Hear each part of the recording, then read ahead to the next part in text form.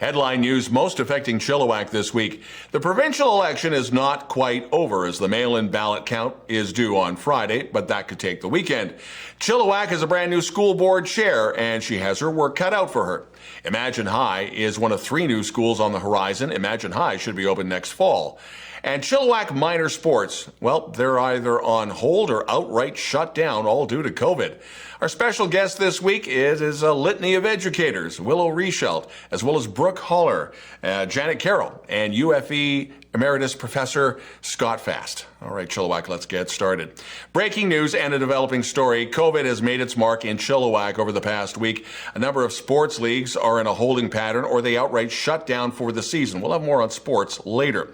Over a dozen schools, both public and private, have reported an individual that was COVID positive. Now, social media posts about Capella Dance Studio being shut down by its owner also tested positive and also raised eyebrows. It took, according to the owner, some 6 days for Fraser Health to post anything to her, although social media was already lighting up with information. The owner, Sarah Wood, very upset with coverage of her plight, taking to social media stressing there was no cover-up. That was part of her damage control that she was trying to do. Some 36 people are in self-isolation from that school. Dan Coulter has been replaced as Chilliwack School Board Chair by trustee Willow Reichelt. Last Friday's election was live streamed on the school board's YouTube channel. You can watch it there. Jared Mumford is the vice chair and elected to the provincial council of the BC Public School Employers Association. David Swanky elected to the BC School Trustees Provincial Council. chillTV spoke with Reichelt on her new duties as the boss, and we'll have more on that in her interview a little later on in the show. Registration opens November the 16th for Imagine High. The new integrated arts and technology secondary school opens in September of 2021 for students in grades 9 and 10. That's to start with. Imagine High is a public school of choice within the Chilliwack School District. It's situated on the former site of the University of Fraser Valley on Yale Road. By 2023, the school will house up to 700 students from grades 9 to 12. chillTV spoke with Imagine High's principal, Brooke, as well as program director Janet Carroll, and we will have that interview a little later on in the show.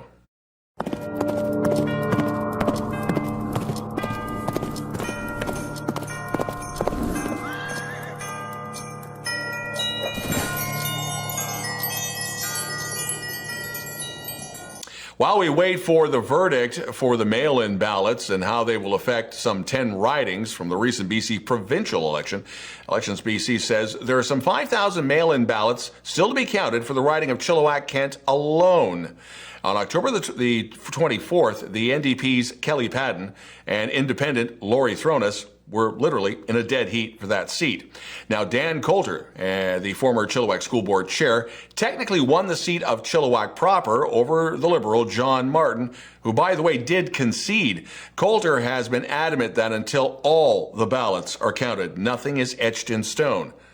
And the U.S. election was this past Tuesday. UFE Poli-Sci Professor Emeritus Scott Fast was asked about his thoughts on a busy few weeks leading up to that election. We will have that interview a little later on in the cast. You'll recall back in February before the COVID lockdown that the road to Sasquatch Mountain Ski Resort was shut down due to road damage from washouts. And some 500 people were stranded at the mountain resort after an overnight slide that was caused by rain and wind. The only route in and out was blocked, and those who could afford it were heli lifted out, and everybody else simply had to wait.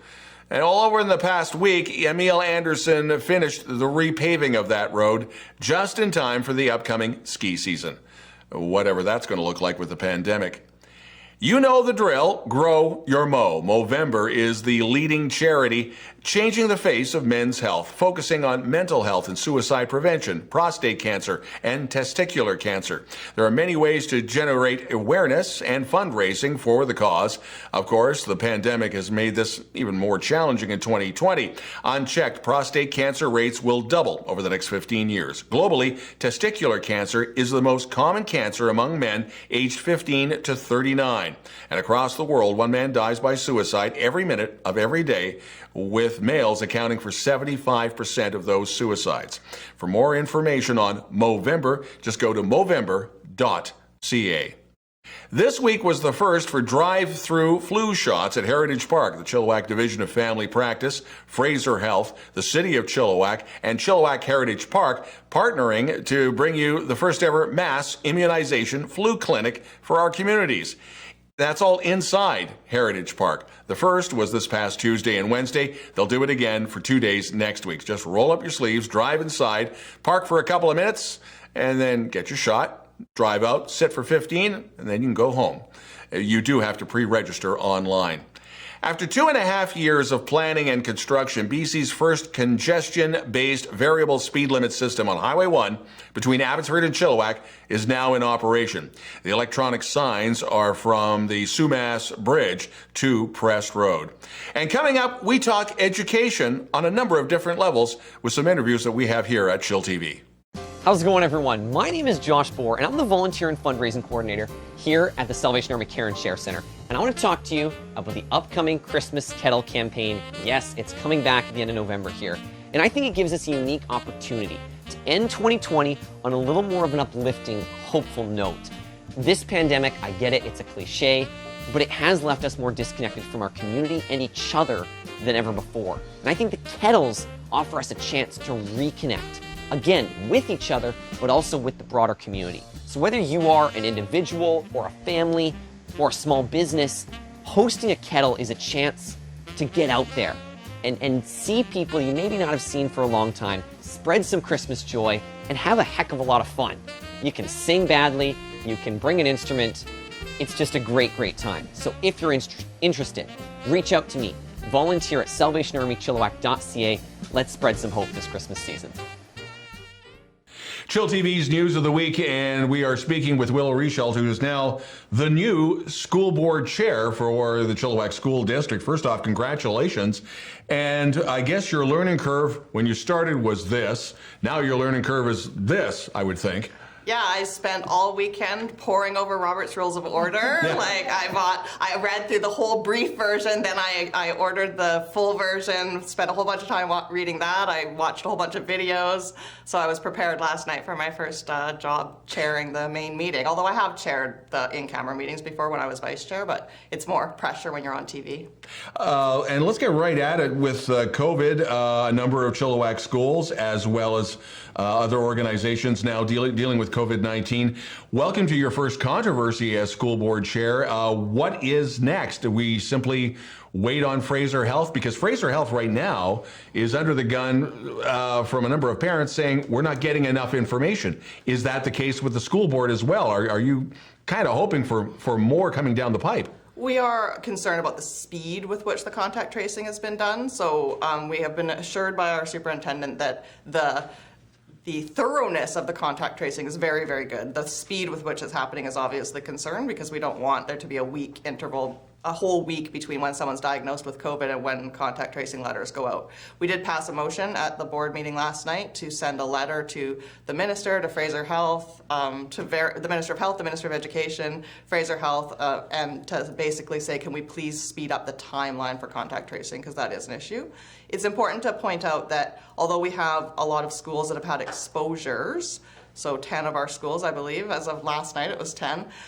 Those are all related to the one outbreak at the dance studio. There has not, as yet, been transmission within the school. So we're fingers crossed that that's not going to happen. So it's strictly Capella Dance Academy? Yeah, so students who go to our schools got sick from the dance studio, which through no fault of the dance studio, I have to point out, I have friends whose kids are there. They said they had excellent protocol, so no blame on that front, but they caught it there, and then because they are in schools, then they have been in school possibly contagious, not necessarily contagious. That's what Fraser Health is now in the process of determining. So just so everybody knows, it's not the case that we have massive outbreaks within the school. They're all just exposures at this point. So we're just waiting to see what happens, and we're really hopeful that our protocols in school will prevent big outbreaks within the schools.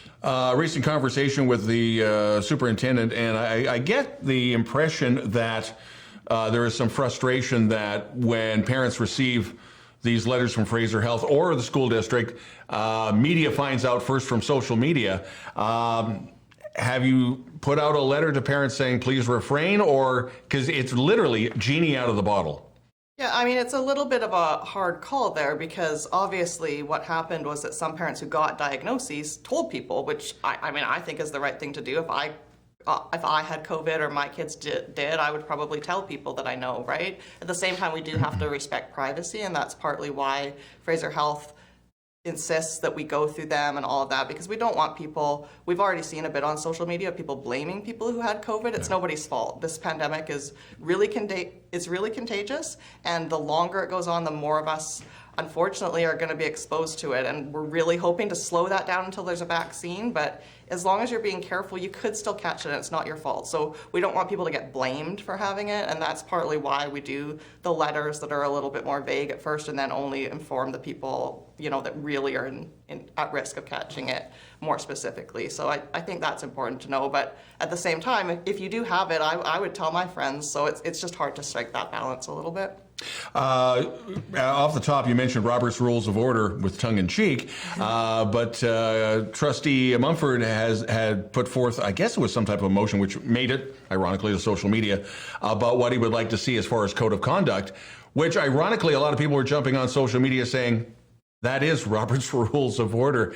Has the board gotten away from, as you might feel internally, got away from some of that decorum, and you're trying to pull back, or at least get back on that track? I mean, some of the issues on the board haven't necessarily occurred at board meetings, so that's another issue altogether. That's partly why we need a code of conduct. But at the meetings, we try to follow Robert's rules. Things can get sidetracked. As a board chair, I'm going to try to really get back to Robert's rules and really following the rules, because I think that that'll help a lot. So, for example, there's rules that you're really not supposed to talk to fellow trustees or members on any board when you're talking. You're supposed to address the comments through the chair. So that just sort of cuts down on the possibility of personal attacks, things like that. And then making sure to stay on topic, talk to the motion, don't start talking about the background to the motion. You're supposed to talk to the motion. A lot of that stuff will help. Last night at our meeting, we passed a motion to create a new policy for what trustee reports are supposed to look like. A lot of our issues have arisen during trustee reports because it's not very clear what those are even supposed to be. So we're temporarily suspending them, and then we're going to create a new policy so that everyone understands what is supposed to be in a trustee report and what isn't. So I think those things will really help quite a bit on our board. The person you're replacing, Dan Coulter, do we know, of course, we still have to wait for the final count. Do we know if Dan is going to be working for Rob Fleming? Will Rob Fleming return as Minister of Education? It would seem like a natural progression for Dan Coulter. I don't have any idea. I don't have any insider information on the NDP and what they're going to be doing with their ministers, so I'm not sure. Dan obviously has a good background in education. I believe there's another school board trustee from Langley who's also been elected, or probably will be elected after the recount, so there'll be a couple of people coming in who have that background. So I have no idea. And later on in this show, we're going to be talking with the people behind Imagine High. Any other word? Maybe it is too early because the new Horgan government hasn't been sworn in yet. But any word of another school down the pipe? Or we've got Imagine High, we've got another public elementary and a private school coming.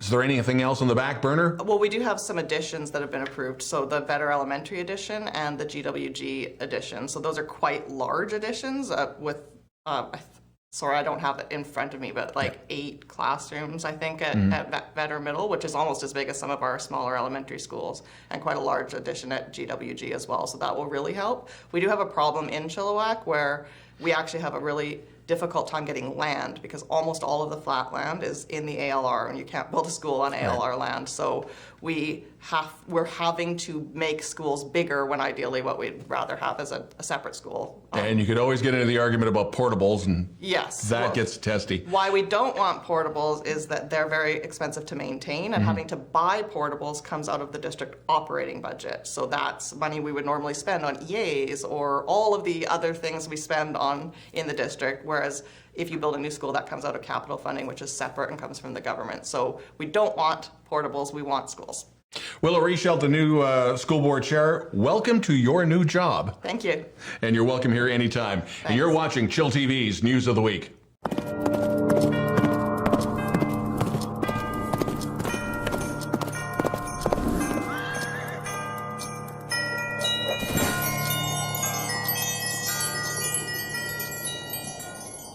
TV's News of the Week, and we have two incredibly wonderful people from Imagine High joining us, and you're going to see a lot of these two ladies amongst the students and everything else that is going to be happening within the next year. Brooke, the principal, Janet Carroll, the program director of Imagine High. It's almost like waiting for Christmas for next fall for you two. What is the actual mission statement? Because a lot of people are still trying to figure out what Imagine High is going to be. I think that's a great question, because as we have gone around the community, there's a lot of misconceptions about what Imagine could be. I think some folks think that it's a performing arts school or fame school. Yeah. Kind of a thing, yeah. But it's really not. It's going to look quite different, but we're doing things in a way that really makes creativity the focus and allowing kids to, we have a motto, we have connect, create, and contribute, and we think that kind of encapsulates all of the things that we're hoping for Imagine. We want kids to connect with each other and their community. We want them to create amazing things for the world, and we want to do that with human need at the center of it. But we've also got a beautiful facility, which is the former UFE campus on Yale Road. Just a stunning building, and the ministry granted funding to the school district so that they can refurbish it and kind of revitalize it. It's going to be a stunning building. It will have a beautiful theater in it with state-of-the-art lighting and sound. We have dance studios, art studios, music studios, big maker space, culinary arts kitchen, science classrooms. So it's a full-service school for sure. Mm-hmm. But also it's about integrating the arts and technology into the school. So kids will have lots of different ways to interact with the curriculum and show their learning. And also kids who are interested in performing will certainly find a home there. But we just think learning through arts and tech is just a really good way to learn. And so that's kind of our focus at Imagine. One other thing that I'm hearing is, are you still going to do reading, writing, arithmetic? Are there English courses? Do you have to? Yes. Obviously, that has got to be part of it. Absolutely, fair question. We are still guided by the BC curriculum, and actually everything we do will be pretty aligned with it, completely aligned with the BC curriculum. Yeah, not pretty. Not completely. completely aligned. And kids will still graduate with a dogwood, so we will meet all the requirements. We'll have things like English and social, but they won't be necessarily taught as discrete, separate subjects. We're looking at connecting them and framing them around problems and sort of critical things for kids to focus on and big ideas. So we'll meet all the requirements of the curriculum just in kind of a creative way. You brought up a good point at the beginning that it's not a, quote, fame school, but do you have to audition for registration? No. No. There's no audition process per se. It's more of a learning conversation that Brooke's going to have with parents of potential students to just kind of discuss what the learning looks like and make sure that parents feel comfortable that it's a good fit. The folks who've reached out already, it's a real variety. Sometimes it's parents who think that their child would do better in a smaller school. Sometimes it's a parent whose child is super interested in arts or technology. And sometimes it's parents looking for maybe a fresh start for their child. So it's kind of a mixed bag, actually. Kind of all kids. It's kind of all kids, which is great because we want it to be, have a diverse population as well. What has been the reaction from the obvious people that one would ask around town? Michael Cade of the Hub Theatre and the Chilliwack Cultural Centre, the Chilliwack Players, the Clint Hames, the Paula DeWitts. What have they reached out to you or reached out to them? How's that happening now? We've had like a permanent booth almost outside at Starbucks Midtown meeting with all of these people. We have our office there. Yeah. All we've done is, not all we've done, but a large part of what we've done is connect with community to bring those folks in. And the people you've mentioned are people we've connected with, and we're excited about the possibilities for partnership, and so are they. And I think they would all share that there is this like emotional connection to that site. And they're so happy that it's being like re-envisioned as a high school. There are a lot of creative entrepreneurs in Chilliwack. Witness this location. Mm-hmm. It's kind of like the hidden little bit of a hidden gem quality of our community. There are lots of super creative people who are in endeavors that we don't normally associate with the arts per se. So we've really been reaching out to them and communicating with them and getting their input about what could a school look like and what partnerships could we create. People are just wildly enthusiastic. That's kind of the impression we're getting. We just feel like we're on a goodwill tour. To be really honest with you, we keep pinching ourselves that we've been hired by such a forward-looking district to do this work and to create this choice opportunity for our community kids. And any kid can come from the school district. It doesn't cost any extra money. It's not like a audition process. If you are a resident of Chilliwack, you can register and put your name in to come to Imagine High. That answered my next question. You have to be a resident of Chilliwack. Our preference, Yes. Our preference, students yeah. in Chilliwack. If we have extra spaces at the end, then we'll explore that, because we have had folks reach out from other places in the Yeah. province for sure. But Yeah. we want to make sure we're meeting the needs of Chilliwack students first. And we start with grade 9 and 10 next September. So we will grow eventually to 700 students, grades 9 to 12, but next September it's grade 9s and 10s. So it's a really super easy, kind of natural way to start with a smaller cohort of students, and we'll be able to build the programming as the grade 11 and 12s come on board. And then we're thinking, Brooke and I have had conversations about more independence as students move through the grade 11 and 12 grades, more personalized learning, more projects where they're connecting their love or their passions for whatever subject with work experience and that sort of things. And meeting the young David today, who's working here, just is the kind of opportunities we would really love to see for our students. And by the way, David's pushing all the buttons to make us all look good. Yes, David's pushing buttons back there, and hi, David. For more information, I assume Facebook, Twitter, website, Instagram. All of those things. So Facebook, Twitter, Instagram, it's at ImagineSD33. And our email's imagine@sd33.bc.ca. And then our website will have updates. But we'll be sharing as we go along, because we think this is a once-in-a-lifetime opportunity. And we're just so excited to share the adventure that please follow us.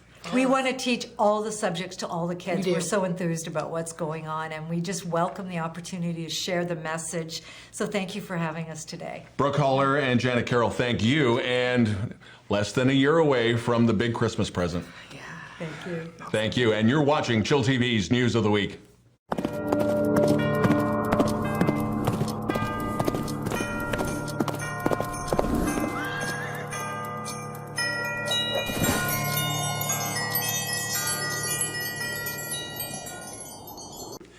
COVID outbreaks in the school system have led to unprecedented decisions in minor sports overall. The Chilliwack Giants minor football season has been outright canceled for this year. Meanwhile, Chilliwack minor hockey and the Hawks minor lacrosse seasons are on hold as organizers are watching Fraser Health for direction.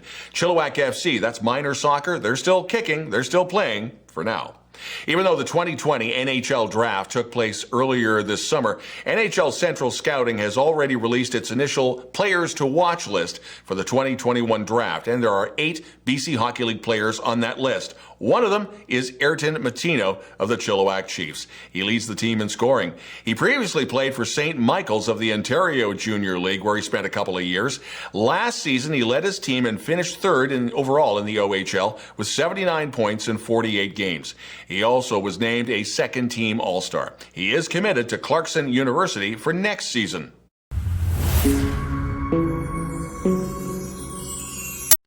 chillTV's News of the Weekend, joined by a familiar face when we talk politics around here, and that is Scott Fast, a political science professor, UFV professor emeritus. You're formerly an American citizen, now a Canadian, and I got to ask you, what's your gut feeling over everything we have seen so far? As we go to air, it appears Joe Biden is on his way to 270 in the electoral count. Do you think he's got it? Do we have a new president, or same old, same old? No, he does appear to be winning. The votes that come in the latest, almost anywhere, even here in the Valley, are those are the most urban areas. They take the longest to count. Trump does terrible when you get out of the city. And so actually there is some possibility that the electoral vote spread will be further than it might appear at this point. But it does look like Biden is barely through. You ask me how I feel about that, having been born in the United States, is that I'm so glad to be in Canada. And I think it's really, really disappointing that that president who mishandled so many things and has been so destructive, not only to his own country, but to much of the post-World War II world order, which I'm sure his followers know absolutely nothing about. So the fact that we couldn't get, some kind of vote, as when the Americans rejected Goldwater for Kennedy, that you couldn't get some major difference, a couple of percent, maybe 3 or 4 by the time we're done, between the overall Trump support and the overall Biden support. It's personally very, very disappointing. A couple of statements he made, which has raised eyebrows everywhere. One, he was already calling a premature victory, and then threatening to go to the Supreme Court, don't count any more ballots. First off, can the Supreme Court do anything? I'm under the impression that they cannot. Well, this is what even the Republican strategist I was listening to here 30 minutes ago, he has to have some claim. There has to be some evidence. There has to be the violation of some law. The Supreme Court doesn't get asked the question, who should be president of the United States? It is a Supreme Court which is very much loaded towards states' rights, which is how they have many of the very conservative judgments they have, because states pass very conservative policies.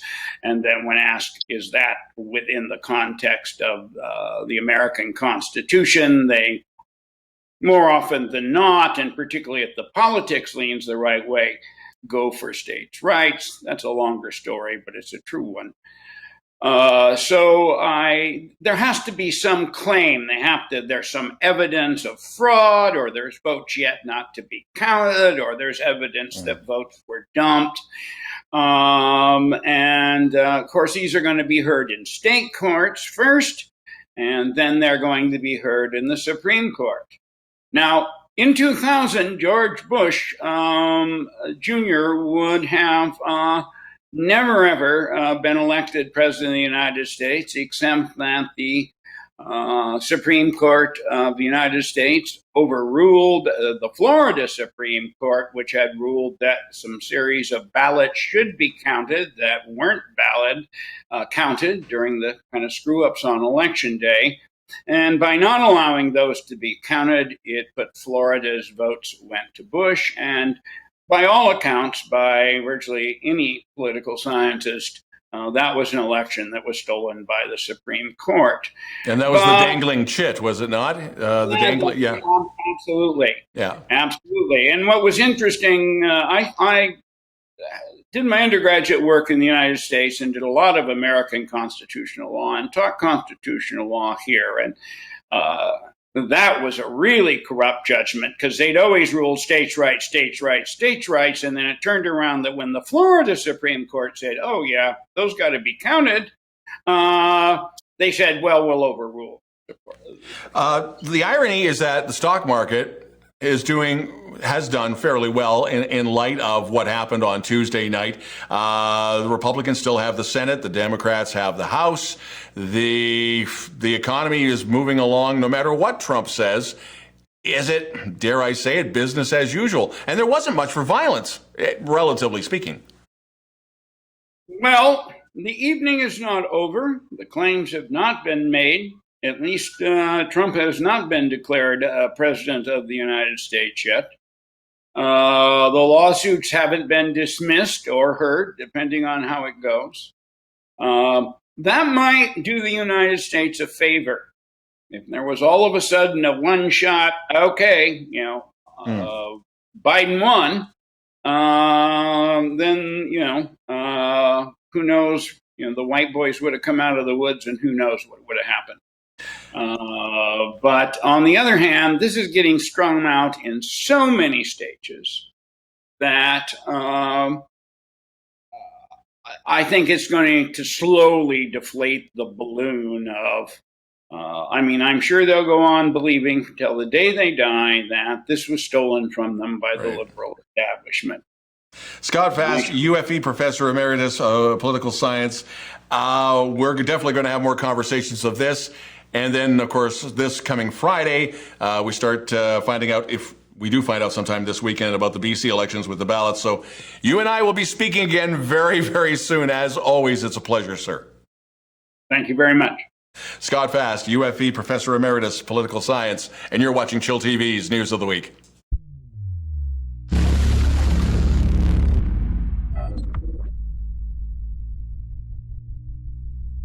Chill TV weather, it's the usual November mix of almost anything goes, only this time around, it's going to be cold. Highs around 9, but lows around -1, -2. If you'd like to participate in reporting news in Chilliwack and you have a story you think we should know about, send us a note to news@chilltv.ca. We'd love to hear from you. That's the news this week. I'm Don Lehn.